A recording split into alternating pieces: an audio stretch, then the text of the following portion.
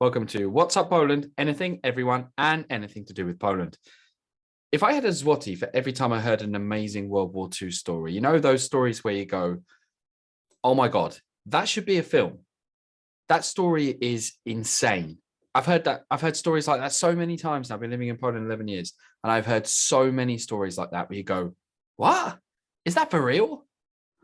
Because amazing hair-raising escapades, crazy stories about traveling all around the world, escaping death by inches multiple times, with weird happenstance being the difference between life and death and success and fame and fortune and misery. That's not rare here. Poland is a country which I'm still trying to learn and discover and think about and learn about. And every time I read a book, it's something new. Poland is a country which is just basically has 100 million film stories. And unfortunately, like many film stories, they're really tragic. And this film story, this is one of those stories actually where you go, this should be a film. And I had no idea about this Muslim princess who ended up being an incredible soldier for Poland in World War II. So when you think about female soldier in World War II, the first thing that comes to mind is Stalingrad and Russian women who served in the Soviet army and the Red Army.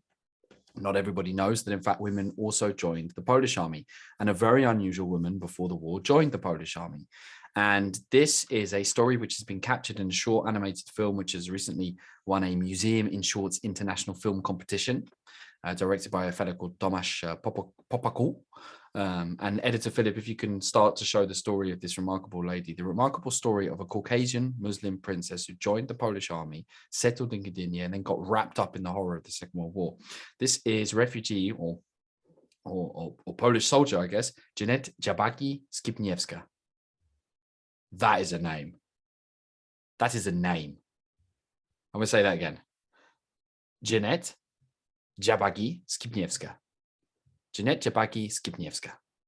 So her mother was a Polish Tatar, and her father was the son of the last ruler of Ingushetia, a republic of Russia located in the North Caucasus. Man, that just sounds so cool. And basically, the animated film tells the story of how this remarkable lady who eventually, just before the end of the Second World War, just before the start of the Second World War, ends up living in Gdynia, how it is that she came to Poland. And the really crazy thing is that her father she had a couple of sisters. Her father got some rocks from a Caucasian mountain, from a mountain from Caucasus, cradle of civilization, and gave each of his daughters the rocks and said that the person who kept onto the rock and would not lose it would be the person who would go back to the homeland, so back to the Caucasus Mountains.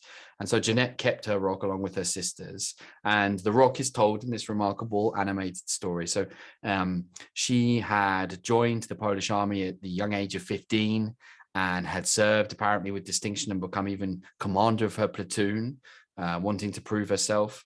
And that in of itself is pretty crazy. But she actually gave lectures on shooting and field studies to the daughters of Marshal Pilsudski, Wanda and Jadwiga Pilsudska, which in of itself is pretty amazing. And then found herself in Gdynia just before the war broke out. And when it did, she organized a team of messengers and nurses and collected arms and munitions. So played an auxiliary role, was burning documents from her units. And apparently the German Wehrmacht got their hands on her and she was beaten unconscious. So she left, she reached Krakow, she went with her son, and then she joined the Polish underground. Again, not uncommon for Polish women to do that. Quite uncommon, I guess, for a Polish Muslim princess to do that. That's pretty cool. And then she was discovered by the Gestapo, escaped over to Hungary, made it to Syria. And I remember when I tell people about stories like this, I've heard so many of them, you know, people hair-raising escapes, including one Polish airman. This is mentioned, I think, in Norman Davies' book, who makes his way from Poland through Europe and then finally to England, bringing with him his 3 foot on each side plane prop, so his propeller, which is crazy and true.